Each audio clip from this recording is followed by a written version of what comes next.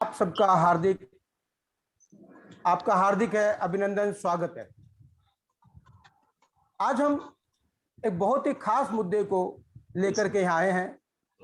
तो पहले मैं सभी का अपने आचार्य जी से आपका वेलकम वो करवाता हूँ, इंट्रोडक्शन कराता हूँ। ये आचार्य भरत जी महाराज हैं, आज जो हमारे बीच में जिन्होंने अपना समय दिया हमें। आचार्य भरत जी महाराज हिंदू धर्म के एक बहुत बड़े प्रवक्ता के रूप में भी हैं, और आचार्य जी जो हैं माँ बगलामुखी के परम साधक, परम भक्त। और हम ये कह सकते हैं कि जब मैं इनसे मिला पहली बार तो एक बड़े दिव्यता का एहसास हुआ और लगा कि वाकई में ही अगर हम किसी दिव्य दर्शनों को कर सकते हैं तो ऐसे महापुरुषों से जब हम मिलते हैं तो कुछ दिव्यता प्रकट होती है।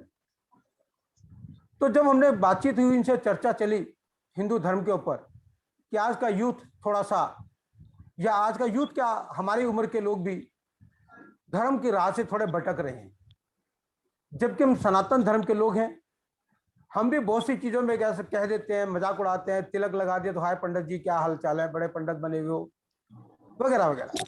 तो इस बारे में बड़ी चर्चा हुई, तो हमें लगा कि क्यों ना हम अपने सभी लोगों को इस हिंदू धर्म की बात से परिचित कराएं।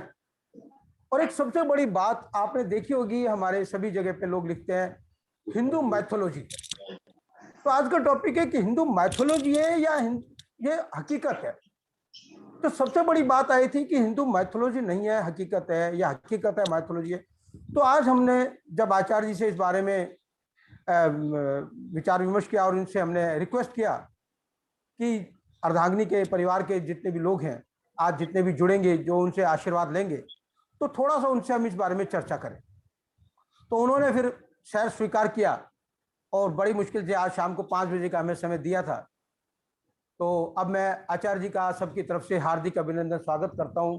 आचार्य जी, आपका हार्दिक अभिनंदन स्वागत है। जय माई जी।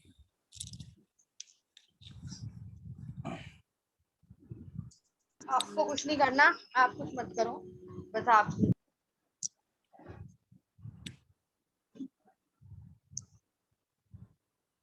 आचार्य जी जी जी जी, आपका हार्दिक अभिनंदन स्वागत। तो जी, आज जी, हमारे बीच में बहुत सारे लोग और बहुत से जिनकी मेरे को उम्मीद नहीं थी, ऐसे भी लोग आज हमारे बीच में प्रकट हुए हैं, आज हमारे इस वेबिनार को अटेंड कर रहे हैं। तो मैं उन सब का भी इस मंच से हार्दिक अभिनंदन स्वागत करता हूं, और मैं उम्मीद करता हूं कि सब इस धर्म चर्चा का लाभ अवश्य लेंगे। तो आचार्य जी, अब आप बताएं कि ये हमारा जो धर्म है, ये मिथ है या रियलिस्टिक है, इसको हम कैसे मान के चलें आम भाषा में? जी।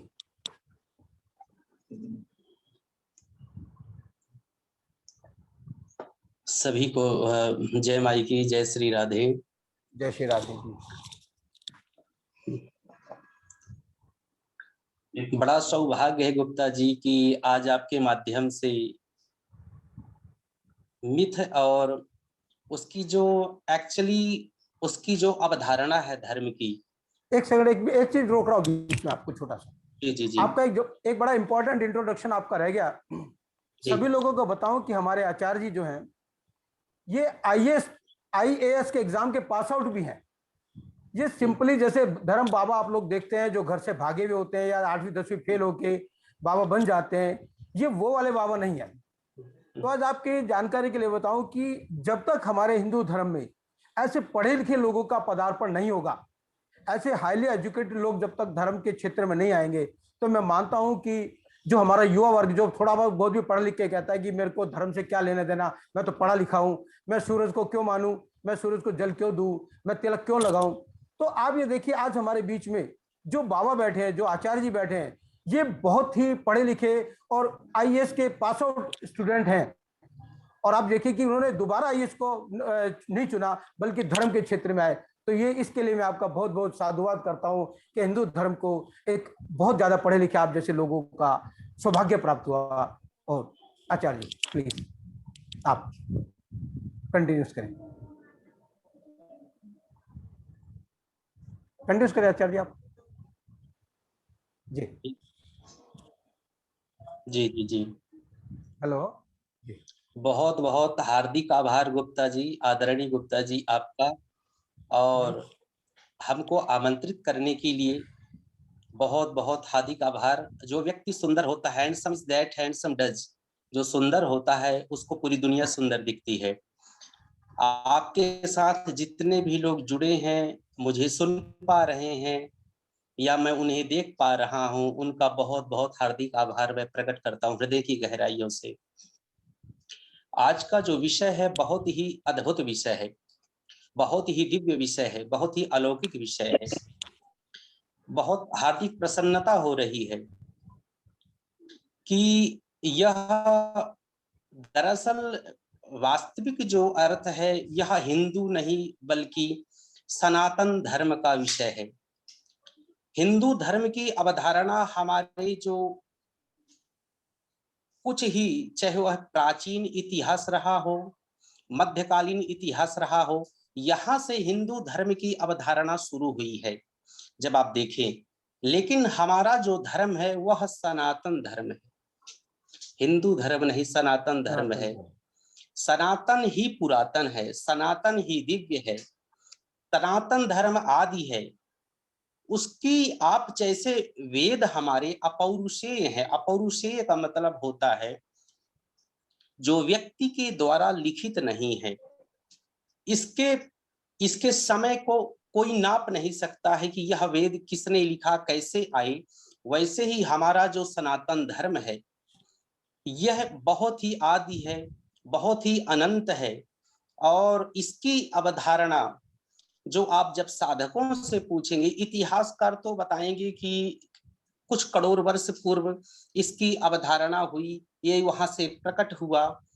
लेकिन जो वस्तुतः जो हमारा सनातन धर्म है वह कब से है यह बता पाना मुश्किल है, क्योंकि जब से यह प्रकृति है, जब से इस प्रकृति का अस्तित्व है, तभी से हमारा यह वैदिक धर्म जो है, हमारा सनातन धर्म जो है, तब से चला आ रहा है।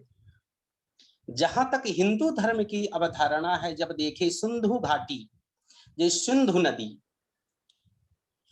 तो यहां से कई लोग इतिहासकार आए और बोले हिंदू हिंदू हिंदू। हिंदुओं का उद्भव जो आसपास जितने भी लोग थे वहां से सिंधु से हिंदू, हिंदू से हिंदू धर्म हुआ। लेकिन वस्तुतः यह ऐसा नहीं है। सनातन तो बहुत आदि है, बहुत अनंत है।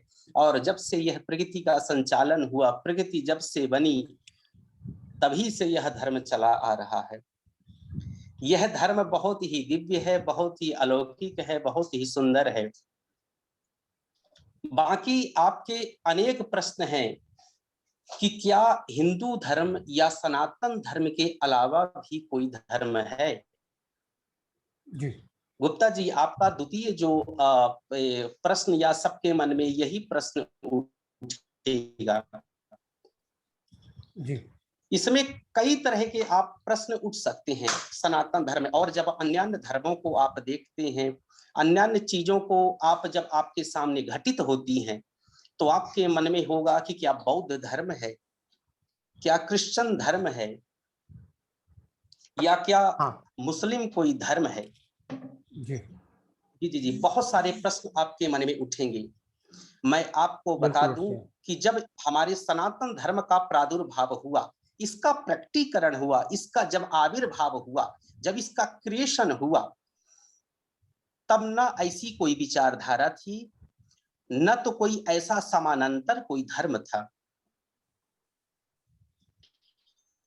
देखिए, ईसवी पूर्व कुछ धर्मों का प्रादुर्भाव हुआ। जैसे गुप्ता जी आप जानते हैं हमारे वेट में आज के इस मीटिंग में कि सनातन धर्म के आसपास भी कोई, क्योंकि एक ही धर्म है सनातन, उसके अलावा कोई धर्म नहीं है। कुछ ईसा पूर्व कुछ बने, कुछ 1400 वर्ष पूर्व बने। जैसे मोहम्मद पैगंबर ने 1400 पूर्व पहले कौन से धर्म को बनाया, यह बनाया, मुस्लिम धर्म को बनाया। इसके पहले तो कोई मुस्लिम धर्म नहीं था, ईसा मसीह के पहले कोई धर्म नहीं था, क्रिश्चियन नहीं था। वस्तुतः ये धर्म नहीं, एक सेक्ट है, एक संप्रदाय है, एक विचारधारा है जो इसी से निकली है। कोई दूसरा धर्म हो ही नहीं सकता। धर्म एक है, वह सनातन है, वही पुरातन है। जो हिंदू जिसे स्वीकार करता है, हिंदू जिसे मानता है, चाहे वह निर्गुण रूप में हो, चाहे सगुण रूप में हो, वह चाहे किसी रूप में हो, जो सनातनी जिसे स्वीकार करता है वह सनातन। जितने भी धर्म है, चाहे बौद्ध हो, क्रिश्चियन हो, पारसी हो, इत्यादि हो, इसी से निश्रित है। दैट्स मीन इसी से निकले हुए हैं। वह एक विचारधारा है, वह एक पंथ है, वह एक सेक्ट है, यह कोई धर्म नहीं है। वो अलग अलग अपने हिसाब से अपने उसकी व्याख्यायित किए, उसे उसकी डेफिनेशन किए, लेकिन वह धर्म नहीं है। धर्म हमारा, देखिए सनातन धर्म की जो विशेषताएं हैं, आप देखिए गुप्ता जी की कैसे हैं, मैं सबको एक बताना चाहूंगा कि देखिए उसकी अवधारणा कैसी है हमारे सनातन धर्म की। सर्वे भवन्तु सुखिनः, सर्वे सन्तु निरामया, सर्वे भद्राणि पश्यन्तु मा कश्चित् दुःखभाग् भवेत्। ओम द्यौः शान्तिरन्तरिक्षगं शान्तिः, पृथिवी शान्तिरापः शान्तियोषधयः, शान्तिः वनस्पतयः, शान्ति विश्वे देवाः, शांति ब्रह्म शांति, सर्वगुण शांति, शांति। देखिए उसकी जो हमारे सनातन धर्म की अवधारणा देखिए, उसकी विशालता को देखिए। वह यूनिवर्सल, वह पूरे विश्व को, पूरे यूनिवर्स को कैसा अपना बनाता है कि यह पूरा संसार सुखमय हो, दिव्य हो, अलौकिक हो, विलक्षण हो, दिव्य हो, निरोग रहे, आरोग्य रहे, और सबके मन में शांति हो, ऐश्वर्य हो, प्रेम हो, दया हो, वात्सल्य हो, करुणा हो, प्रेम हो, मैत्री हो, मुदिता हो, दिव्यता हो, अलौकिकता हो, सुंदरता हो। यह किसकी अवधारणा है? यह अवधारणा जो है हमारे सनातनियों की है, सनातन ग्रंथों की है, सनातन परंपरा की है। वह दिव्यतम ग्रंथों की ऐसी परंपरा है, उसकी अवधारणा है, उसकी दिव्यता है। बाकी आप जब उसके समानांतर दूसरे जो पंथ रूप में है, दूसरे सेक्ट रूप में है, जब उनको आप देखते हैं, उनको जब आप सुनते हैं, जब उनको महसूस करते हैं, तो उनकी जो अवधारणा है, उनकी जो सोच है, वो क्या दिखाती है आपको? वह संकुचित नैरो थिंकिंग जिसे बोलते हैं, वह दिखाती है कि सिर्फ हम और हमारा परिवार, हमारी कम्युनिटी, हमारी जो किसी भी उसको देख ली, वह क्या सार्वभौमिक है? नहीं है, बिल्कुल नहीं है। बिल्कुल, क्या वह बिल्कुल यूनिवर्सल है? बिल्कुल नहीं है। वह संकुचित है, उसकी लिमिटेशंस हैं जी। लेकिन हमारे जो सनातन धर्म की है, उसमें लिमिटेशन नहीं है। वह मनुष्य मात्र के लिए परिकल्पना की गई है, चाहे उसके स्वास्थ्य से संबंधित हो, उसके आरोग्यता से संबंधित हो, उसके विचार से संबंधित हो, वो सबके लिए अगर कामना की गई है तो सबके लिए की गई, पूरी यूनिवर्स के लिए की गई है। अगर उस समय कोई ऐसा सनातन धर्म के समकक्ष कोई धर्म होता तो ऐसी अवधारणा नहीं हो पाती है। इसलिए जो सनातन ही धर्म है, और वह बहुत विशाल है, बहुत दिव्य है और बहुत ही अलौकिक है जी। तो आप एक बात सुनिए, जैसे लोगों आप ने इसमें इसको कुछ ऐड करना चाहेंगे गुप्ता जी? हाँ, मैं वही बोल रहा हूँ कि जैसे लोगों ने इसको एक मिथ का नाम दिया कि हिंदू इज ए माइथोलॉजी। तो माइथोलॉजी तो अपने आप में एक भ्रमित वर्ड हो गया, भ्रम पैदा करने वाला हो गया। तो हमारे जो संत लोग हैं, हमारे जो गुरुजन है, इसको, हाँ वही मैं कहना चाह रहा हूँ कि इसको हटवाने की कोशिश क्यों नहीं की? क्योंकि माइथोलॉजी तो है नहीं, ये तो क्रिएचर है, उत्पत्ति वाला है। तो जो उत्पत्ति करता वो माइथ में नहीं आ सकता। मिथक वो होगा जो पैदा नहीं हुआ, वो उसको हमने बनाया, प्लस माइनस तो उसमें आएंगे। तो हमारे जो धर्म के अंदर जो हिंदू माइथोलॉजी का वर्णन जो आ रहा है, तो आपको क्या लगता है कहां तक ठीक है या गलत है? क्या लगता है आपको? बिल्कुल पूर्ण रूप से मैं आपके प्रश्न से सहमत हूं। यह पूर्ण रूप से गलत है।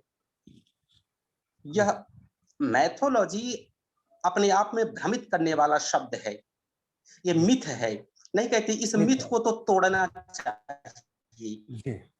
सनातन धर्म में कहीं भी कोई तोड़ने वाली बात है ही नहीं। यह जो वर्ड है, यह शब्द है जो इंग्लिश का है, यह मिथ है ही नहीं। अगर देखिए अपने धर्मों के ये जो डिक्शनरी है, शब्दकोश है, यह इंग्लिश का है, क्रिश्चियनों का है।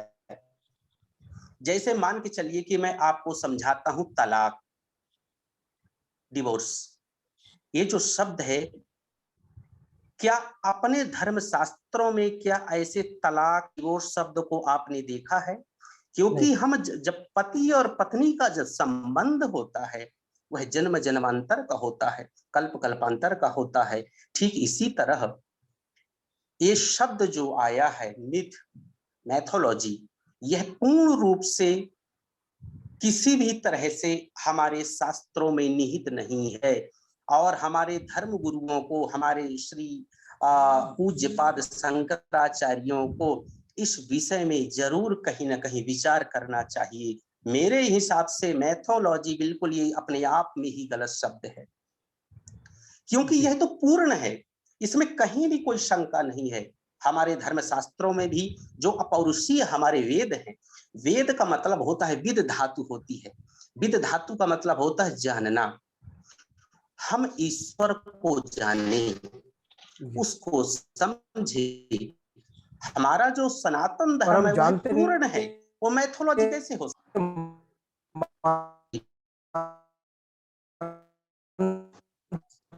जी जी जी जी। और मैंने देखा कि हम लोग जो है वो सिर्फ इसको जानते तो नहीं है, धर्म को मानते हैं सिर्फ। और मानना, मुझे लगता है जानने और मानने का जो फर्क है, यही हमें बिल्कुल अलग किए हुए है सब चीजों से।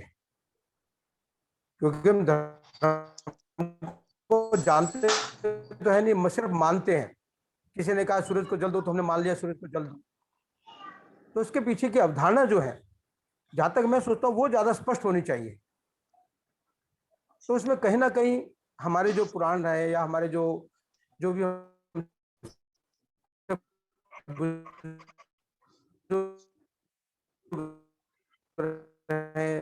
हमारे धर्म गुरु रहे, कुछ ऐसा रास्ता निकाला जाए जिससे हमारे लोग इसी रास्ते को पकड़ के चलेंगे और इसके ऊपर हम 100% भरोसा करें। यानी हमारा जो सनातन धर्म है सबसे बेस्ट है। देखिए आदरणीय गुप्ता जी, आप स्वयं एक अच्छे पत्रकार भी हैं, आप पत्रिका वो सब चीज चलाते हैं और दिव्य आपका एक धर्म के ऊपर या उसके शास्त्रों के ऊपर अच्छी पकड़ है, एक दिव्य पुरुष हैं। मैं आपसे कहना चाहूंगा कि आपका जो प्रश्न है बहुत दिव्य है, और जितने लोग जुड़े हैं वह भी इस बात को मानेंगे, समझेंगे कि हम अपने सनातन धर्म से दूर कैसे हुए। मैं एक हम्बली निवेदन करूंगा, एक करबद्ध निवेदन करूंगा कि इसको आप बड़े ध्यान, बड़े गौर से सुने। देखिए कम से कम 9 लाख, 7 लाख से लेकर के 9 लाख गुरुकुल थे हमारे। ये कब थे?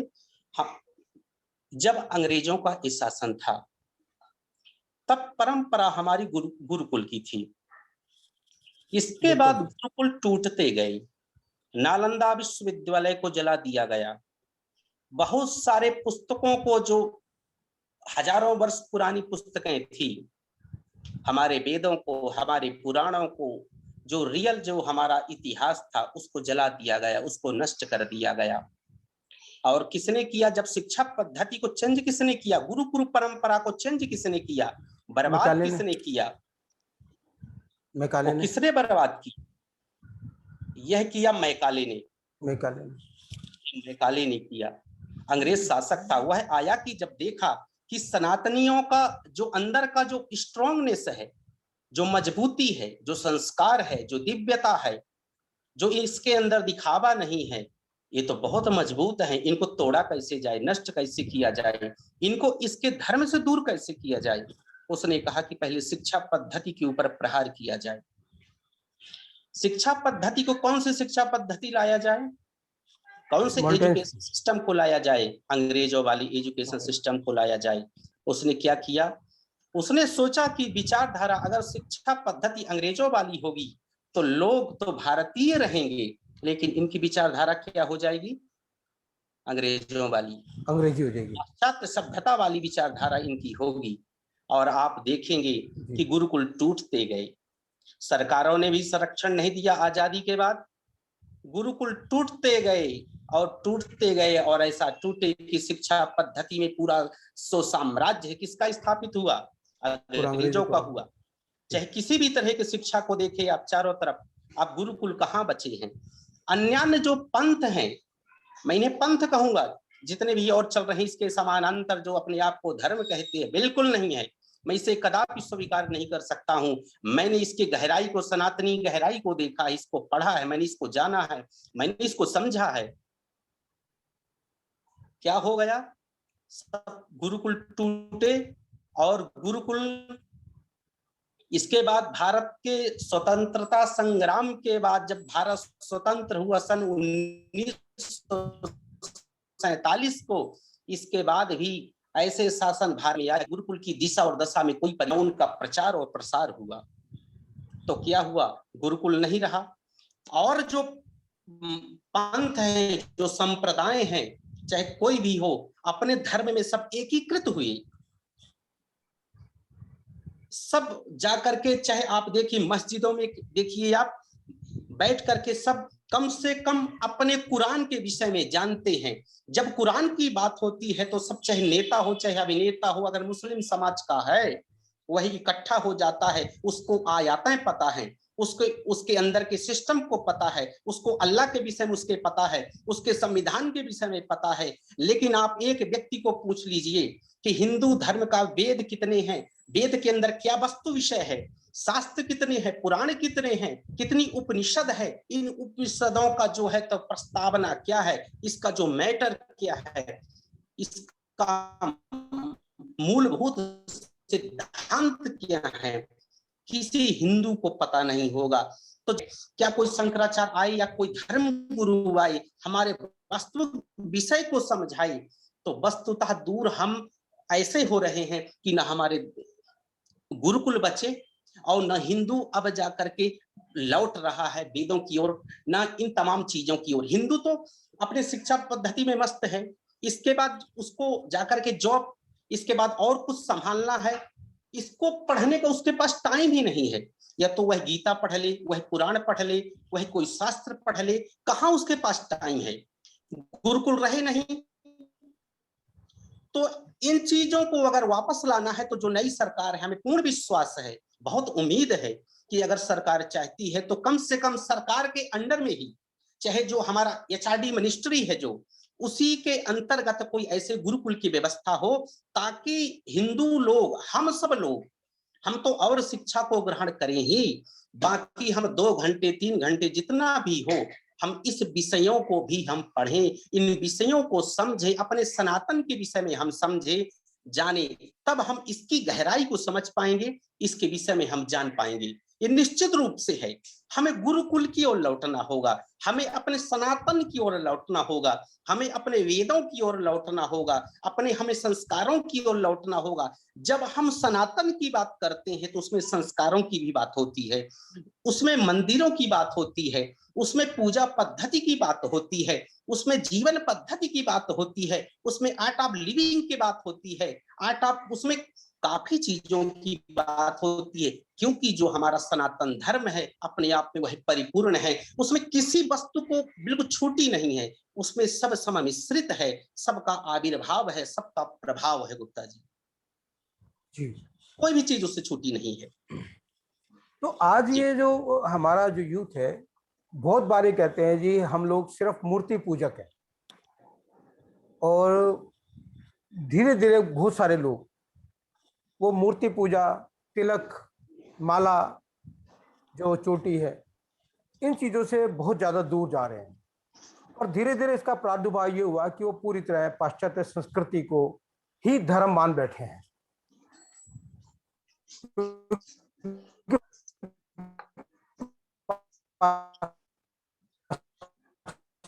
संस्कृति को अपनाना के अंदर तो कहीं ना कहीं हम किसका दोष माने इसके अंदर हम, क्योंकि उनको तो जो सिखाया जाएगा वो सीख रहे हैं। जो पढ़ाया जाएगा वो पढ़ रहे हैं, जो देख रहे हैं वही देख रहे हैं। तो इसमें हमें और सभी को उनको वापसी उस ट्रैक पर लाने के लिए किस चीजों का विशेष ध्यान करना चाहिए? देखिए, इसमें न तो किसी सनातनी का कोई दोष है, किसी भी तरह से दोष नहीं है। देखिए, उनको वह शिक्षा पद्धति ही प्रोवाइड की जाती है। आप देखें, गुरुकुल की जगह कॉन्वेंट स्कूल हैं, बहुत सारे प्राइवेट स्कूल हैं, गवर्नमेंट स्कूल हैं। उसमें जो शिक्षा की समुचित व्यवस्था है हमारे भारत सरकार के द्वारा, वह परंपरागत, वह पाश्चात्य सभ्यता को ही विकसित कर रही है, उसको पालित कर रही, उसको पोषित कर रही है। सनातन धर्म का उसमें कहीं भी किंचित मात्र लेस मात्र भी समावेश नहीं है। एक संस्कृत विषय है, उसके आप ये है कि चलो आप पास हो जाओ किसी भी तरह, लेकिन जब तक मूल ग्रंथों की ओर, और यह कैसा होगा संभव? इस समय बहुत जोर शोर से एक विषय चल रहा है, आपने देखा होगा, अनेक डिबेटों में देखा होगा कि हम गुरुकुल की ओर लौटें। समुचित जब तक गुरुकुल पद्धति नहीं होगी, या तो सरकार फिर ऐसा करे कि गीता को, रामायण को और हमारे धर्म शास्त्रों को स्कूल में कहीं न कहीं पढ़ाने की अनुमति प्रदान करे। एक तो ये माध्यम हो सकता है, या तो जैसे मदरसा रूप में एक शिक्षा पद्धति समानांतर चल रही है ना, इसी रूप में क्या हो कि गुरुकुल खुले और गुरुकुलों में हिंदू समाज के लोग जाएं, 1 घंटे दे, 2 घंटे दे, वह निःशुल्क शिक्षा हो, ये सरकार के द्वारा हो, और गुरुकुल में जाएं और 1 से 2 घंटे वहां जाकर के अध्ययन करें, अपने शास्त्रों के विषय में, अपने धर्म के विषय में, अपने पुराणों के विषय में, अपने उपनिषद के विषय में। आप गुप्ता जी यकीन नहीं करेंगे कि जो जर्मनी में कई ऐसे यूनिवर्सिटी हैं, कई विश्वविद्यालय हैं जो कि रिसर्च चलता है, नासा खुद कर रहा है रिसर्च।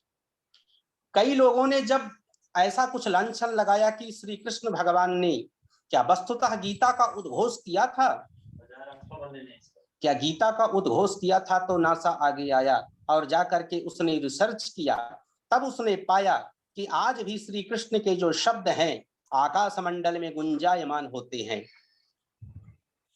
चाहे आप किसी भी पद्धति की, चाहे अभी सनातनियों का बहुत बड़ा अपमान अभी हुआ, लोग कहते हैं कि तुम तो प्राचीन हो, तुम असभ्य हो, तुम कुछ नहीं जानते। मैं डंके की चोट से कह सकता हूं कि वेदों में सब कुछ है। वेदों में शिक्षा पद्धति भी है, वेदों में कैसे हम निर्माण कर सकते हैं औषधियों का, कैसे निर्माण कर सकते हैं हम तमाम चीजों का, जो हवाई जहाज से लेकर के सब तरह के उसमें ऐसा विज्ञान भरा पड़ा है, सब कुछ उसके अंदर है। अगर हम रिसर्च एक बार कर, जर्मनी क्यों रिसर्च कर रहा है, जर्मनी रिसर्च वेदों का क्यों कर रहा है? वो जानता है कि उसके अंदर ऐसी टेक्नोलॉजी है। वेदों के अंदर आप देख लिए, ऋग यजु साम अथर्ववेद के अंदर आप जाइए कि ऐसी ऐसी आप उन चीजों का निर्माण कर सकते हैं जो विज्ञान फेल है आजकल। अथर्ववेद में ऐसी ऐसी चीजें भरी पड़ी हैं, ऐसे ऐसे मंत्र हैं, ऐसे ऐसे यंत्र हैं कि आप कुछ भी कर सकते हैं, लेकिन वस्तुतः जब हम पढ़ेंगे तभी तो उसको जानेंगे।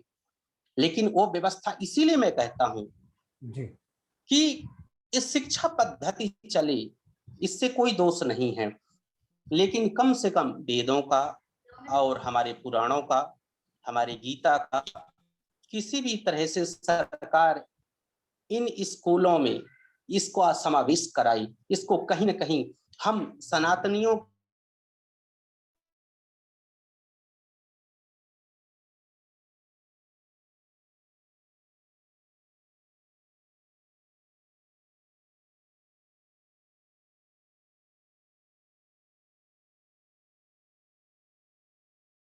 से तो हमें लगाव होगा उससे, जब लगाव होगा तो हमें और उत्कंठा जागृत होगी पिपासा जागृत होगी और जानने की हम कोशिश करेंगे। इतना प्यारा हमारा सनातन धर्म है, इतना दिव्य धर्म है, हमें कितना लिबरल बनाता है।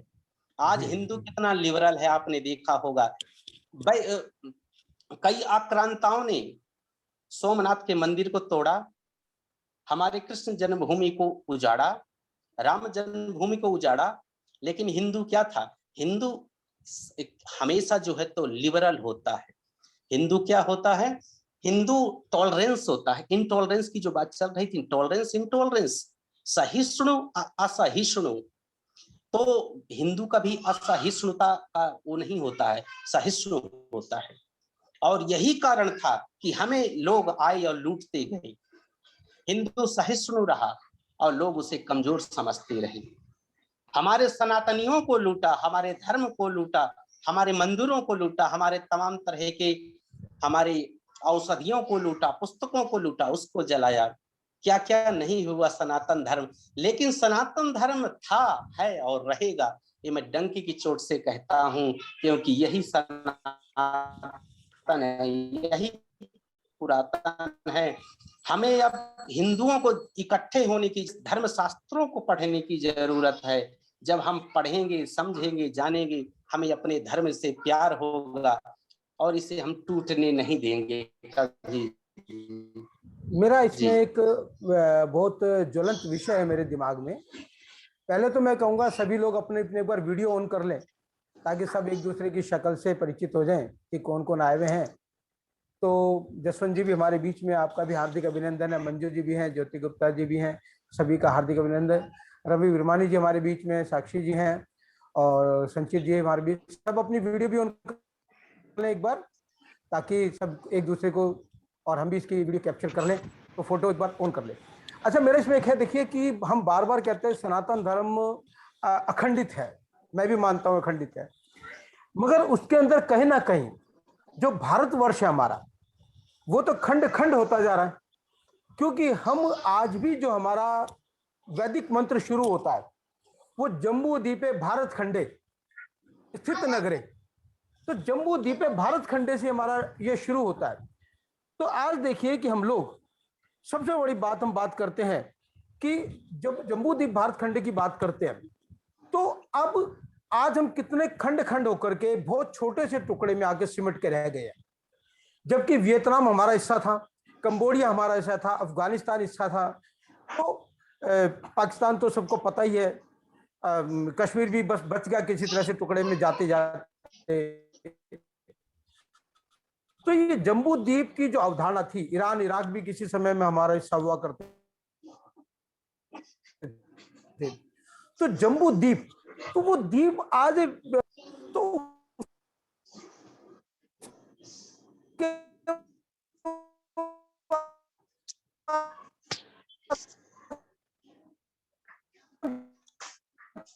कैसे उम्मीद करें कि अब हमारे और टुकड़े ना हो, हम खंडित ना हो। तो इसके बारे में हमें क्या करना चाहिए? इसके बाद हम सभी लोगों के भी क्वेश्चन आंसर लेंगे आपके साथ। तो इस सवाल के बाद मैं चाहूंगा सब लोग अपना अपना क्वेश्चन भी तैयार करें, ताकि आचार्य जी बैठे हैं, बड़ी मुश्किल से आचार्य जी का टाइम मिलता है, तो आज हम चाहेंगे कि इनके साथ थोड़ी सी अपनी वार्ता, जो भी हमारे यहाँ पे दर्शकगण मौजूद हैं वो भी अपने सवाल आपसे करेंगे। तो इस सवाल के बाद आप उसके भी जवाब देंगे।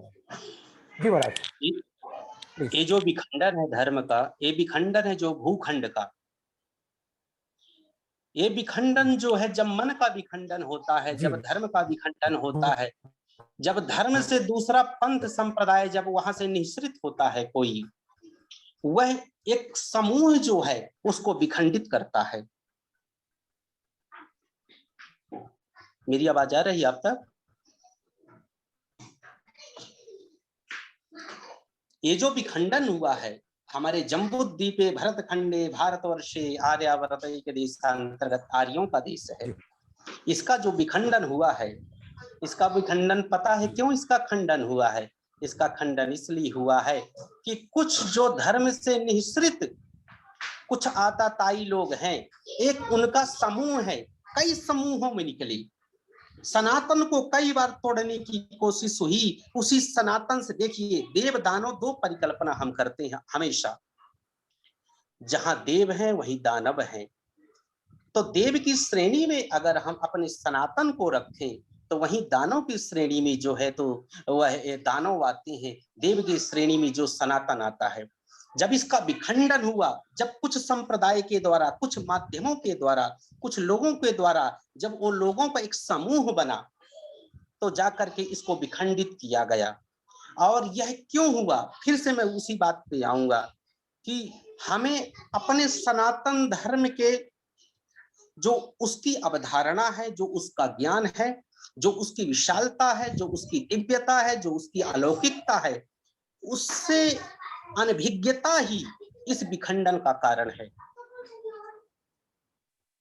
अनभिज्ञता। आज भी देखें कि जब राम का मंदिर निर्माण हो रहा है, मर्यादा पुरुषोत्तम श्री राम जी का, तो उसके विरोध में कुछ हिंदू ही हैं। क्या वो सनातनी नहीं है? लेकिन बिल्कुल जो सनातन के प्रति अनभिज्ञता है, वो ज्ञान का जो अभाव है, वही इसको खंड खंड करने में कहीं न कहीं अहम भूमिका निभा रहा है। जब उस परंपरा को कोई समझ जाता है तो वह विखंडन के इस प्रक्रिया में विश्वास नहीं रखता। देखिए, चाहे जितने भी आप अफगानिस्तान ले लें, पाकिस्तान ले लें, बांग्लादेश ले लें, श्रीलंका ले लें, जितना ये भूखंड आसपास का है वह अखंड भारत था, अखंड भारत, लेकिन सब खंड खंड हो चुका है। और आज भी कई ऐसे प्रदेश हैं वो विखंडन की ओर जा रहे हैं।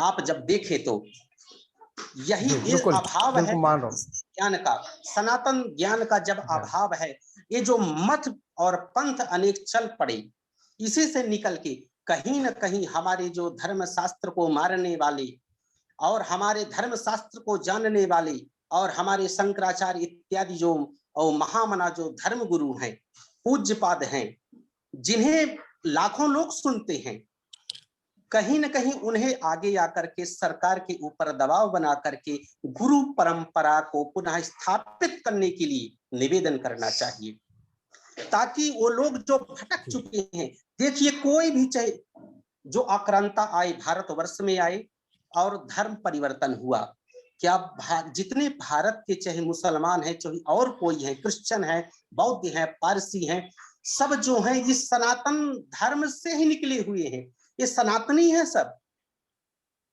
इनकी क्या घर वापसी नहीं हो सकती है? यह एक हमारा धर्म का मुद्दा है, यह राजनीतिक मुद्दा बिल्कुल नहीं है। ये सब सनातनी है, लेकिन भटकाव बताया गया। वो पंथ के लोग उन्हें भ्रमित किए, टॉफी दे करके किए कि ये जो है तो तुम्हें शोषण किया जाता है, ऐसी कुछ नहीं है, ये पद्धति है, तुम्हें दबाया जाता है, ये किया जाता है, वो किया जाता है, ऐसा बिल्कुल कुछ नहीं है। उनकी अनभिज्ञता सनातनियों की, और उन पंथ जो पांथिक लोग हैं जो एक गिरोह को चला रहे हैं, एक ऐसा जाकर के ऐसा जाल बिछाए कि हमारे सनातनी फंसते गए और वह कई पंथों में बंटते गए। खंड को रोकना है गुरुकुल परंपरा, इस धर्म परिवर्तन को रोकना है, उसका कारण गुरु परंपरा। गुरु परंपरा अगर हो जाए, गुरुकुल हो जाए, सनातन धर्म के विषय को बताने वाली, उसके दिव्यतम विचारों को बताने वाली, यह जो विखंडन है उसी दिन रुक सकता है। एक हमें अब भक्ति मार्ग तो हम चलें, लेकिन उसके समानांतर हमें अब कहीं ना कहीं किसी और रस को अपनाना होगा, हमें वीर रस को अपनाना होगा, रौद्र रस को अपनाना होगा, हमें उसके दूसरे स्वरूप को अपनाना होगा। भक्ति मार्ग में हम चलते रहें, कोई दिक्कत नहीं, लेकिन मैं कथावाचकों से भी और अपने जो जगत गुरु हैं, इन तमाम लोगों से निवेदन भी करना चाहूंगा कि कहीं ना कहीं अब थोड़ा सा अपने इस स्वरूप को चेंज करके अब जन जागृत करें और मांग करें गुरुकुल की और सबको जोड़ने की, और कहीं ना कहीं गीता को, भागवत को, उपनिषदों को पढ़ाने की, ताकि हम भी इन तमाम चीजों को जो इसके गूढ़ रहस्य हैं, जो डिकोड करने की जरूरत है, रहस्योद्घाटन करने की जरूरत है, हम सब सनातनी उसको समझें, उसको जाने और कोई भी धर्म परिवर्तन कराने वाला आए, हम परिवर्तित बिल्कुल ना हो, उसका जो है गुरुकुल परंपरा से ही ये संभव है, इसके अलावा कोई विकल्प नहीं है जी। तो मतलब आपका मानना है कि गुरुकुल परंपरा अगर अपनाई जाए तो हम कहीं ना कहीं अभी भी अपने आप को भटकाव से रोक सकते हैं जी और अपने जो बिल्कुल। आने वाले यूथ है उनको भी इस रास्ते पर ला सकते हैं। तो हमारे बीच में मीनाक्षी अग्रवाल जी भी जुड़े हैं, उनका भी हार्दिक अभिनंदन है, स्वागत है। अर्पित जी जुड़े हैं, शुभम और अलका भट्ट जी, सुषमा विरमानी जी भी हमारे साथ जुड़े हैं, ओंकार सिंघल जी, प्रवीण गोयल जी, प्रमिला कक्कर जी भी, दिनेश गुप्ता जी भी, और जसवंत गर्ग जी, रवि विरमानी जी भी हमारे बीच में जुड़े हैं। और बल्कि फेसबुक पे भी कम से कम 100 से 150 लोग हमारे साथ लाइव जुड़े हुए हैं इस वक्त। तो काफ़ी लोग इस वक्त सबको देख रहे हैं।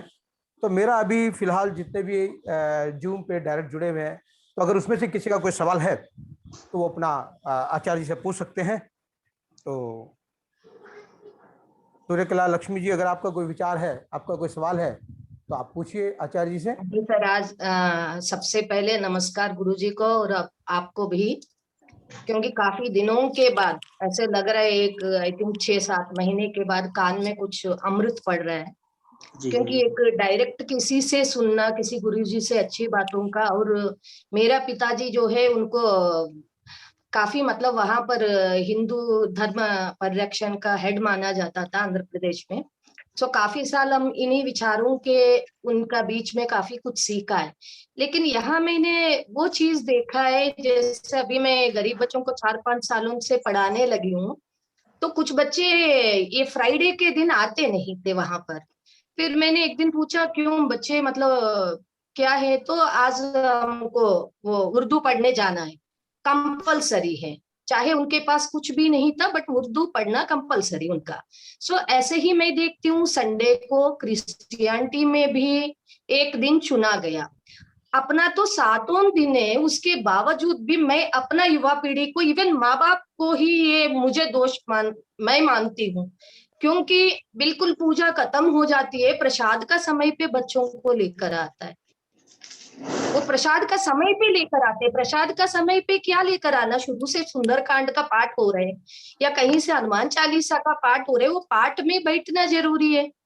ये बात माँ बाप को भी बच्चों को मुझे लगता है सिखाना चाहिए। और मैं ये प्रूफ करके, क्योंकि फिर मुझे लगा था उस समय कुछ बच्चे जो भी मुस्लिम बच्चे थे वो जब उर्दू सीख रहे हैं, मैं क्यों भगवत गीता नहीं सिखाऊं। फिर मैंने भक्ति योग स्टार्ट किया बच्चों के साथ। हालांकि उनका माँ बाप बिल्कुल बहुत ज्यादा गरीब है, कुछ लोग तो भीख भी मांगते थे, कुछ लोग इस टाइप का बच्चों को पढ़ाती थी, अभी भी पढ़ रहे हैं बच्चे। तो तब मैंने भगवत गीता भक्ति योग सबको लगा, इवन क्योंकि हम मंदिर का प्रांगण में ही पंडित जी खुद ही, 1-2 पंडित जी लोगों ने भी बोला भक्ति योग इनको पढ़ाओगे। मैंने बोला नहीं, ये आप बस 2 महीने के बाद आप आइए, मैं इनके मुंह से आपको सुनाऊंगी। जैसे शुरू किया वैसे ही जिस स्वर में हम लोगों गाते थे, 2 महीने के बाद मतलब मुझे खुद को हैरानगी हुई, अच्छा यही बच्चे भगवत गीता सीख रहे हैं। तो कहीं ना कहीं जैसे गुरुजी ने बोला, अब फोर्स की जरूरी, अब तक शांति से हो गया, अब फोर्स की जरूरी है। फोर्स लेकर एक सब्जेक्ट को आप, अगर हमने फ्रेंच भी सिखा रहे हैं, फोर्स से इंग्लिश सिखा रहे हैं, फोर्स साइंस इंग्लिश मीडियम में सिखा रहे हैं, ये सब चीज जब कर सकते हैं तो सनातन धर्म का फोर्स क्यों नहीं होना चाहिए।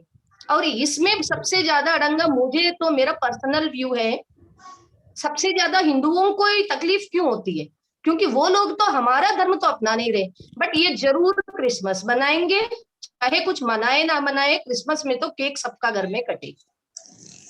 ऐसे क्यों? वो अपना रामनवमी कभी मैंने नहीं देखा है, या तुलसी विवाह पे भी बहुत लोग ऐसे मजाक उड़ाते ही थे, पेड़ों का विवाह होता है क्या।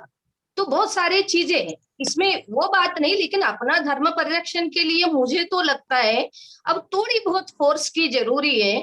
अपना जितने भी लोगों को एटलीस्ट, हाँ ये सब्जेक्ट अगर कंपलसरी है, पास होना है, जैसे संस्कृत कंपलसरी होने के बाद कुछ तो श्लोक पढ़ रहे हैं, कुछ तो पढ़ रहे हो बच्चा, क्योंकि 5 मार्क के लिए 2 श्लोक आते हैं, तो कम से कम 2 श्लोक तो रट रहे। तो रटते रटते हो सकता है एक दिन उसको उसमें इंटरेस्ट भी आ जाए उन सब्जेक्ट में, तो आगे जाके हो सकता है उसका कुतूहल बढ़ जाए, वेद पुराण पढ़े, कम से कम मुझे भी बस गुरुजी का ये बात बहुत अच्छी लगी, कहीं ना कहीं इस बार फोर्स की जरूरी है। और न्यू एजुकेशन पॉलिसी में मुझे लगता है इस बार काफी कुछ, जब मातृभाषा के ऊपर इतना ज्यादा वो कर रहे तो जरूरी है, क्योंकि मातृभाषा में जो बच्चा जितना सुंदर तरीके से सीख सकता है चीजों को 1 to 5 तक, सो जरूर भगवत गीता या रामायण कुछ ऐसे काव्य कंपलसरी, जब हम जीते जागते हमारे सामने, जैसे अब्दुल कलाम जी को हम रख सकते हैं या नेहरू जी को रख सकते हैं, गांधी जी को रख सकते हैं, इतने लोगों को तो जो हमारा सनातन धर्म है शुरू से है उनका है। और रामायण में क्या है, राम जी का जितना भी प्रवृत्ति एक बच्चे को कैसे रहना चाहिए यही सिखाती है, तो अच्छी चीजें ही सिखाती है। तो मुझे लगता है जरूर एक सब्जेक्ट के तौर पे रखना चाहिए। सो फोर्सफुली डेफिनेटली बच्चे जो है जरूर उस चीज को पढ़ेंगे, क्योंकि हम लोगों को भी आदत हो गई है इंग्लिश में सब कुछ हो, तो हम भी कंटिन्यूसली इंग्लिश में बात करते हैं, उसमें पढ़ाते हैं, हम जानते हुए भी बहुत सारे चीजें बचपन में जो अपनाते थे कोरोना टाइम में सभी अपना रहे। पहले यही नियम हम घरों में अपनाते थे, घर से बाहर से आते पहले बाहरी बाल्टी से वो पैर वैर धो के पीछे से आना पड़ता था, कपड़े धो के स्कूल का सारे कपड़े वहां रख के नेक्स्ट पहन के फिर घर के अंदर वो वास होता था। तो सेम चीजें अभी अपना रहे हैं। इसका मतलब कहीं ना कहीं सनातन धर्म का चीजें बहुत कुछ उनके पीछे अर्थ काफी कुछ है, बट जैसे सर ने बोला है हम पालन करते जा रहे हैं बट उसका मीनिंग नहीं पता। अगर कोई क्वेश्चन करते तो मीनिंग उसका अर्थ भी जानना बच्चों को जरूरी है, आगे पीढ़ी को जरूरी है, क्योंकि आगे समझाने वाले भी मुझे नहीं लगता कोई एक पीढ़ी के बाद कोई बचेंगे भी है, क्योंकि अगर इसके ऊपर फोर्सफुली काम ना करे। गुरु जी बहुत बहुत धन्यवाद, मुझे काफी अच्छा लगा।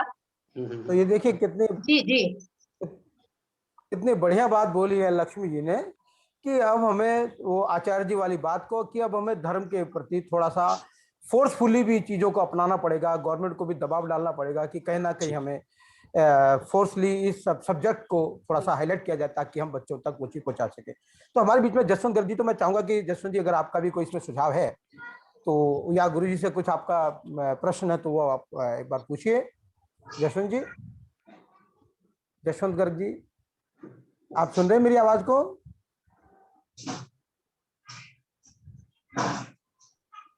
हेलो जशवंत गर्ग जी, आप मेरी आवाज को सुन रहे हैं? चलिए, हमारे बीच में रवि वर्मा जी हैं, तो मैं चाहूंगा कि अगर आपका कोई सवाल है तो आप भी बताइए, गुरु जी से कुछ पूछिए।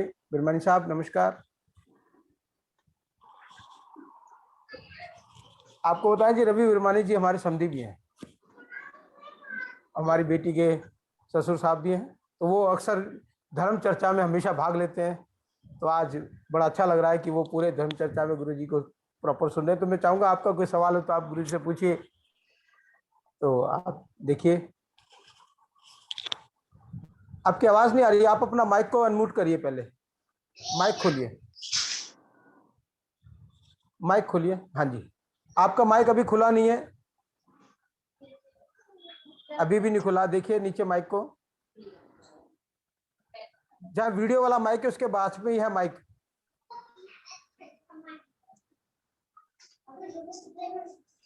वीडियो के साथ ही छोटा सा आइकॉन बना होता है, वहीं पे देखिए माइक का, उसको खोलेंगे तो हमें आवाज आएगी। हाँ जी, अभी नहीं खुला। आयुषी, आप यहां से खोलना माइक।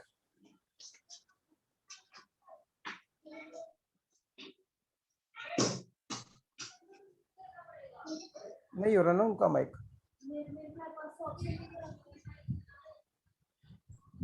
मैंने आज तो अनम्यूट भी कर दिया। हेलो, हाँ जी, आवाज आ गई आपको, आपकी देखिए। हाँ जी बिल्कुल। मैं तो दीपक जी आपका भी बहुत शुक्रगुजार हूँ कि आपने गुरु जी को यहाँ हमारे सामने बुलाया, उनकी अच्छी अच्छी बातें सुनने को मिली। तो कहते हैं धर्म के लिए अच्छी बातें हैं जी, सबको इसी रास्ते पे चलना चाहिए। और मैं कहता हूँ कि सबसे पहले बच्चा जब एक नया बेबी बॉर्न होता है तो पेरेंट्स को ही चाहिए कि बच्चों को उसी टाइम से ही, जैसे वो स्कूल जाना अपना KG LGPG जहाँ भी जाना शुरू होता है, तो उसी टाइम से ही बच्चों को ये शिक्षा देनी शुरू कर दें। मंदिर जाओ, कहीं भी कहीं अपने साथ ही लेकर जाइए तो वो अच्छी बात होती है। अब क्योंकि उस जैसे वो कहते हैं ना कि एक जड़ मजबूत होगी तो बिल्डिंग भी मजबूत होगी, तो हम चाहते हैं कि वो पेरेंट्स को, सबसे बड़े यही बात है कि वो पेरेंट्स को निभानी चाहिए। ये बहुत अच्छी बात है, गुरुजी ने भी बताया हमें, बाकी गवर्नमेंट के ऊपर सारी बात है, गवर्नमेंट थोड़ा सा सपोर्ट करे तो हिंदू धर्म कहाँ से कहाँ नहीं जा सकता। बहुत अच्छी बात है दीपक जी, बहुत बहुत शुक्रिया आपका भी और गुरुजी का भी, इतनी बातें सुनने को मिली। हाँ जी, बहुत बहुत शुक्रिया गुरुजी। तो हमारे बीच में लता जी भी हैं, अगर आपका कोई सवाल है। नहीं जी जी जी जी, धन्यवाद जी, आप आए और आपने अपने विचार दिए, बड़ा अच्छा लगा। तो आपने हमारे निवान को शुरू से स्टार्ट कर देना धर्म में लाना। बिल्कुल, मैं तो देखो सबसे बड़ी बात पेरेंट्स के ऊपर ही होती है जी। पेरेंट्स उसको जिस रास्ते पे ले जाएंगे बच्चा शुरू में उसी रास्ते पे चलेगा। अब पेरेंट्स इग्नोर करेंगे, बच्चा चलो जा रहा है स्कूल, क्या कर रहा है क्या नहीं कर रहा, उसमें नहीं होगा ना कुछ भी। तो बच्चे को शुरू में ही शिक्षा अच्छी दी जाए तो मेरे ख्याल में अच्छी बात रहेगी आगे के लिए भी, हिंदू धर्म के लिए भी। हमारा जो सनातन धर्म है इतना सदियों पुराना धर्म है, तो वो अच्छी बात रहेगी कि पेरेंट्स के ऊपर सबसे बड़ी जिम्मेवारी पेरेंट्स की होती है दीपक जी, इसमें कोई दो राय नहीं है। पेरेंट्स इग्नोर करे बच्चे को, बच्चा स्कूल जा रहा है क्या कर रहा है क्या नहीं कर रहा, शुरू से ही बच्चे के अच्छे विचार दें तो अच्छी बात रहेगी मेरे हिसाब से। तो सब कुछ पेरेंट्स के ऊपर ही बात है जी। जी हाँ जी, हाँ जी, पेरेंट्स के ऊपर। हाँ तो देखो लता जी, आपका कोई सवाल गुरुजी से? जी हाँ जी, लता जी माइक खोल लीजिए अपना, माइक को म्यूट करिए। माइक बना हुआ आपके भी वीडियो के साथ, अनम्यूट करिए।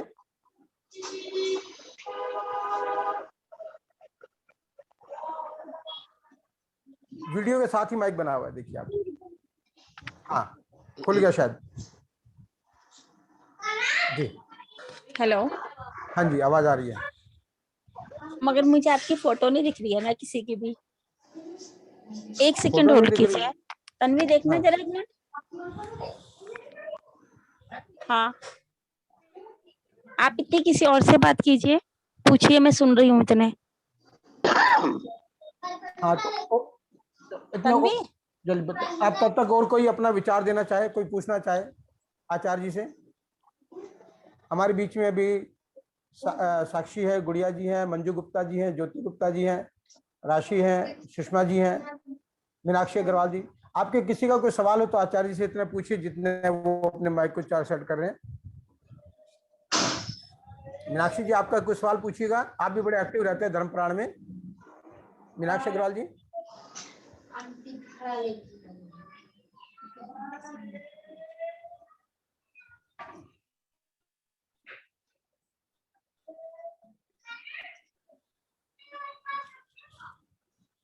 आचार्य जी के साथ डिस्कस करना चाहें? आप सब सुन नहीं पा रहे क्या? कोई भी शायद राशि भी नहीं सुन पा रही, मीनाक्षी जी भी नहीं सुन पा रहे हैं। तो मुझे लगता है फिर हम इस धर्म चर्चा को आपका और कोई अपना सवाल?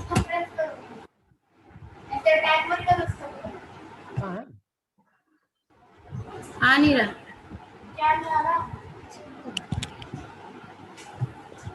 चलिए, इसमें आ रहा है, इसमें नहीं आ रहा वीडियो में।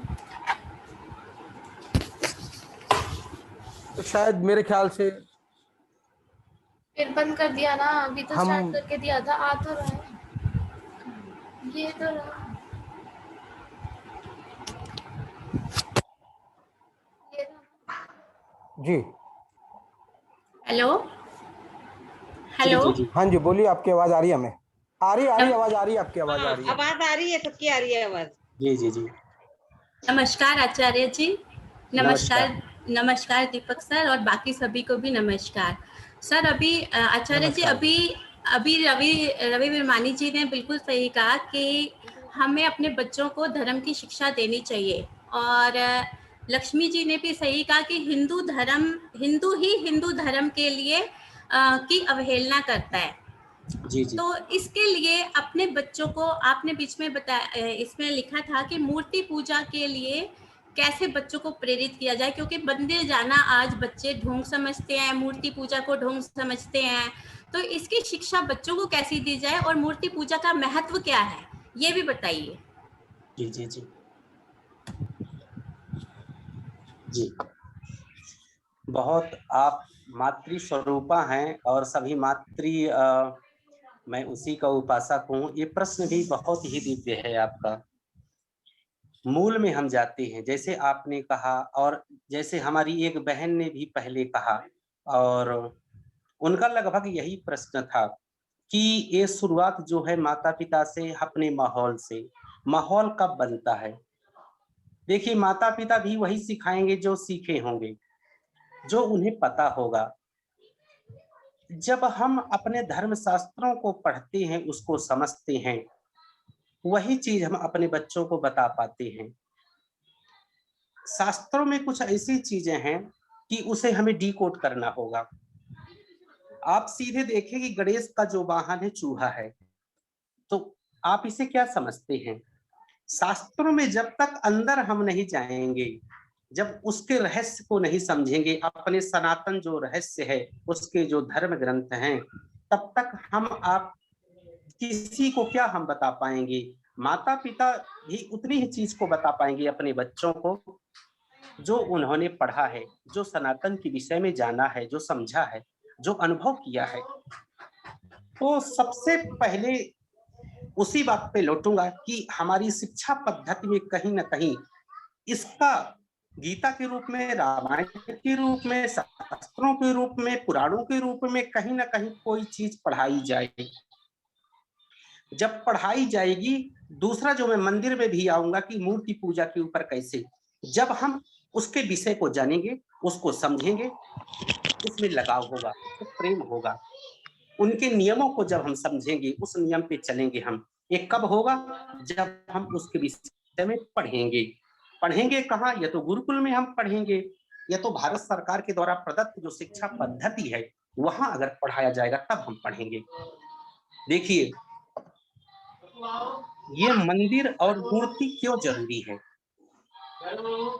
कई लोग अक्सर मुझसे ये पूछते हैं कि मंदिर भी क्यों जरूरी है, मूर्ति क्यों जरूरी है? या तो हम निर्गुण का पूजन करें, जो वेद कहता है, जो हमारी जो परंपरा पहले थी, एक ध्यान परंपरा। इसको बड़े गौर से आप सुनिएगा, बड़े सूक्ष्म विवेचन है।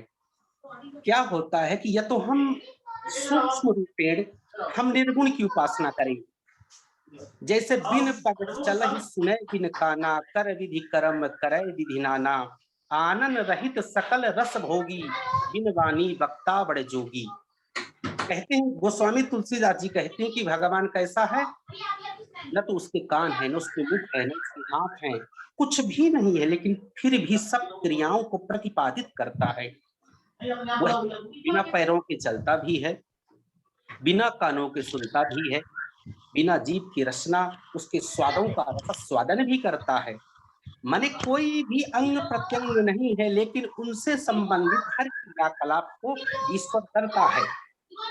लेकिन वही राम जब सगुण होता है, ये निर्गुण की अवधारणा है, लेकिन जब सगुण होता है तो वह चलता भी है, वह माँ का दुग्ध पान भी करता है, वह सब कुछ करता है। निर्गुण और सगुण दो पद्धतियां हैं, ये हमारे धर्म ग्रंथों में है। जब हम धर्म ग्रंथों को पढ़ेंगे तो भली भांति परिचित होंगे कि हमें सगुण पे चलना है या निर्गुण पे चलना है। निर्गुण में एक आप ऐसी है कि एक अवधारणा है कि ईश्वर एक तेज पुंज है, उसको ध्यान के माध्यम से हमें पाया जा सकता है। उसको हम ध्यान की अवधारणा से निर्गुण प्रभु को पाया जा सकता है। लेकिन इसमें किस चीज का जो अभी चल रहा है, मार्ग का जो मार्गी है, वो किसका ध्यान करे, वो कैसा ध्यान करे? सिर्फ सुन लेने से क्या ध्यान हो जाएगा? ये मार्ग जो है कठिन है। मेरी आवाज सबके पास आ रही है? ये जो मार्ग है ना निर्गुण का, आ रही है, बिल्कुल आ रही है। अब मैं आता हूँ मूर्ति पूजा, जो सगुण उपासना पद्धति है। सबसे पहले ये इसलिए आवश्यक है कि इसमें आपका मन विचलित नहीं होगा। क्या विचलित नहीं होगा? मन को एक आधार मिलेगा, मन को एक विश्राम मिलेगा। जब मन में एक सामने एक मूर्ति सामने होगी। किसी ने प्रश्न किया एक संत से अभी मैं चलो मेडिकल से संबंधित आपको करता हूँ। आपने हवा तो जो ऑक्सीजन है, ऑक्सीजन हमारे गुप्ता जी काफी परेशान हुए, एक अच्छे एक परोपकारी व्यक्ति है, कई लोगों के लिए सिलेंडर और इंजेक्शन का इंतजाम किए। अभी जो ऑक्सीजन सिलेंडर की बात चल रही थी कोरोना काल में, भाई ऑक्सीजन तो सब जगह है। आप मेडिकल साइंस से समझिए, इस उदाहरण से मैं समझाना चाहूंगा मूर्ति पूजा क्यों जरूरी है। देखिएगा, ऑक्सीजन तो सब जगह है, किसी पेड़ के पास आप खड़े हो जाओ, लेकिन जिस व्यक्ति का ऑक्सीजन लेवल कम हो गया है उसको सिलेंडर से ही क्यों देते हैं हम? क्योंकि उसका जो घनत्व रूप है, उसका एकीकृत रूप है, जो हमें उस सिलेंडर से ही प्राप्त होगा, वो फोर्स से प्राप्त होगा हमें। ऐसे ही ईश्वर तो सब जगह विद्यमान है, लेकिन हृदय में जब जाते हैं, मूर्ति रूप में जब उसे हम देखते हैं, हम उसके पास जाते हैं तो एनर्जी से हमें भर जाते हैं हम, और हमारा मन एक विश्राम को प्राप्त करता है और हमारा मन में भटकाव नहीं होता है। आप दोनों पद्धतियों को अपना सकते हैं, एक निर्गुण पद्धति को और एक सगुण पद्धति को। लेकिन सगुण जो पद्धति है, जो मूर्ति पद्धति है, मूर्ति पूजन जो है, उसमें आपके जीवन में भटकाव नहीं होगा, किंचित मात्र होगा, क्योंकि आपका मन सीधे उसका ध्यान करेगा। लेकिन निर्गुण में आप भटक जाओगे, निर्गुण में आप भटक जाओगे, क्योंकि ध्यान के माध्यम से वह निर्गुण रूप, निराकार रूप का जब आप ध्यान करते हो तो उसका कोई स्वरूप नहीं होता है। लेकिन मूर्ति पूजा में स्वरूप एक होता है आपके समक्ष, आप उसका ध्यान करके अपना तरण तारण आप कर सकते हो। ईश्वर तो सब जगह है, वह है, इस पेड़ में भी है, इस कण कण में ईश्वर विद्यमान है।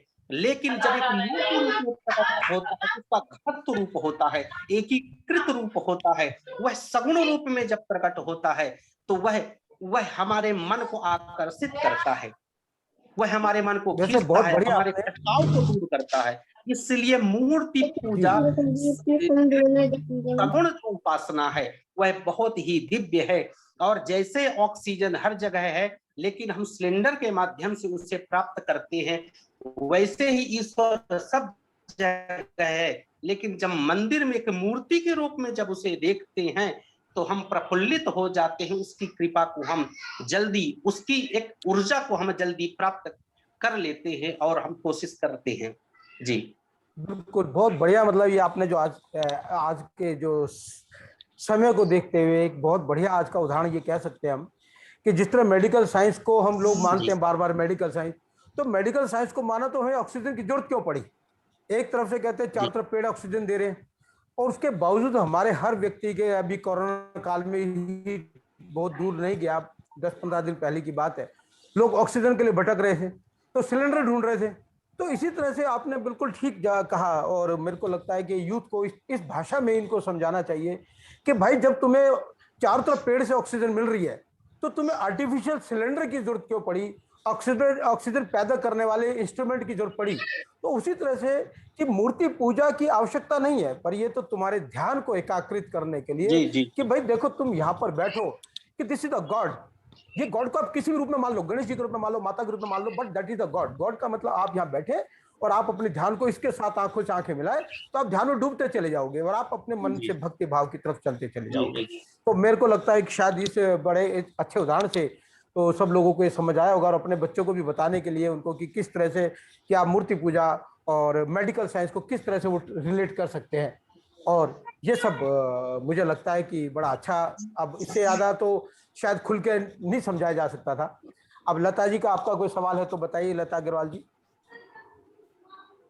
हेलो लता अग्रवाल जी, सुन रहे हैं आप?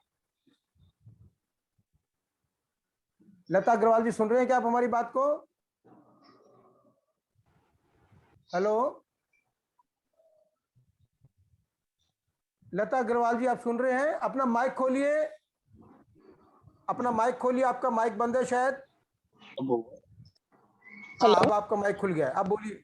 हाँ बोलिए। हाँ, गुरु जी के चरणों में मेरा सादर चरण स्पर्श और दीपक गुप्ता जी को प्रेम भरा नमस्कार, और रवि भाई साहब को भी मेरा नमस्कार, रवि भाई साहब को भी मेरा नमस्कार, बहुत प्यारा सा। और चलिए सबको आपकी तरफ से नमस्कार जी। नमस्कार है, आपने बहुत अच्छा बोला, बहुत सुन के बहुत अच्छा लगा सारी बातें।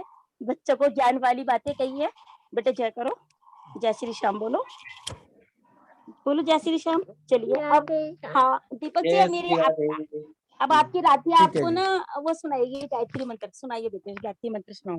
ओम बोल बोल तु तत्तवतोर्वरेण्यं भर्गो देवस्य महि धियो यो न प्रचोदयात्। जय श्री श्याम। बहुत अच्छा, जी, जी, बहुत जी। बहुत दिव्य, बहुत अच्छा आपने किया। जय श्री श्याम। जी जी जी। आपने बहुत सारी बहुत अच्छी बातें कही हैं बच्चों के लिए, और कोशिश तो करते हैं मगर और बहुत सारी कोशिशें करेंगे इसके लिए आगे। जी जी जी, जी बिल्कुल बहुत बिल्कुल। धन्यवाद, बहुत बढ़िया रहेगा। और अभी किसका कोई सवाल है? हमारे बीच में और भी बहुत से लोग हैं, अगर किसी का सवाल है तो आप बोलिएगा अपने अपने सवाल आचार्य जी के, अभी तो है हमारे बीच में। और जिसको नहीं बोलना वो अपना माइक बंद कर लें, और जिसको बोलना अपना माइक चालू रखें, अपना माइक ऑन कर लें। किसी का कोई सवाल है? आचार्य जी अभी हमारे बीच में है। मंजू गुप्ता जी, अगर कोई सवाल है आपका। आयुषी जी, ज्योति गुप्ता जी, आपका सवाल कोई हो? चलिए, तो मेरे ख्याल से आज का हमारा सेशन बहुत बढ़िया रहा, और आज आचार्य जी मूल रूप से हमारे सामने थे।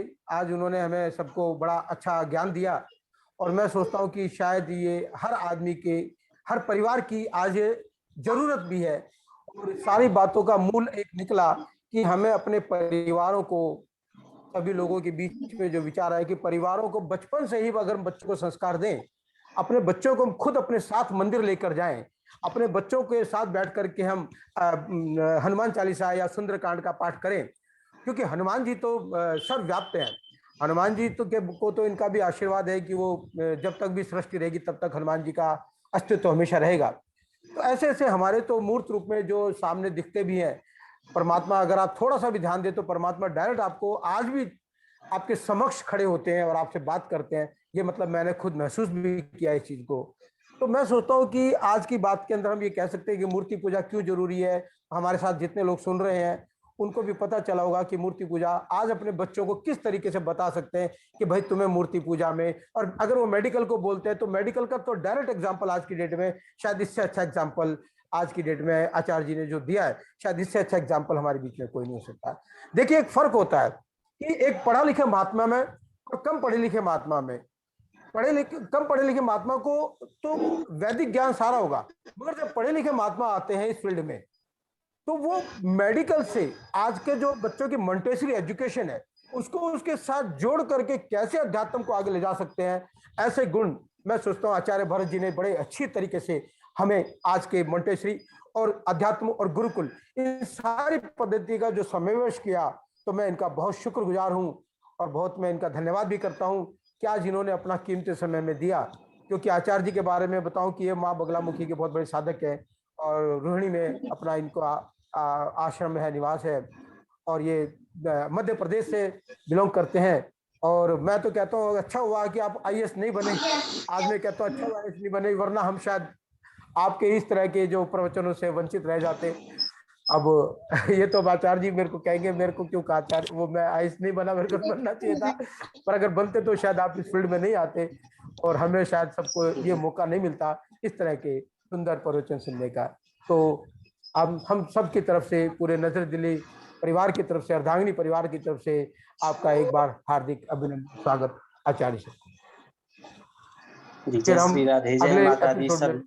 आदरणीय गुप्ता जी, बहुत बहुत आभार। जय श्री राधे, जय श्री राधे, जय माता दी।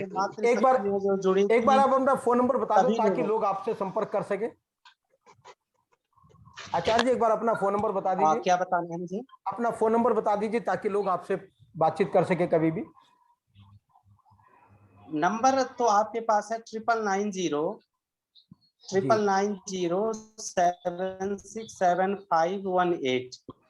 जी, यह ना कि लोग एक बार फिर रिपीट कर दीजिए। बोलूं एक बार फिर बोल दीजिए।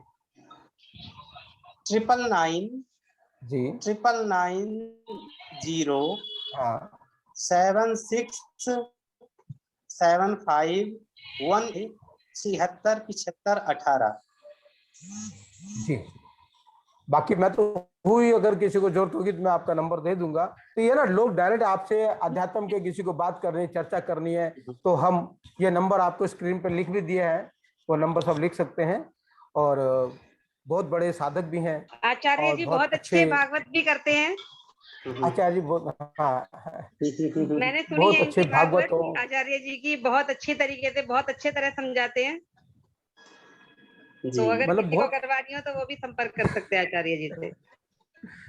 जी आपका बहुत बहुत हार्दिक अभिनंदन, स्वागत जी महाराज।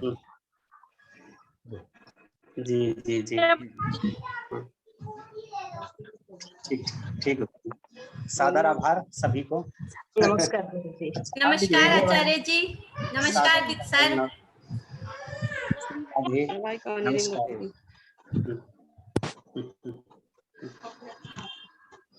उठाएगा आप ऊपर।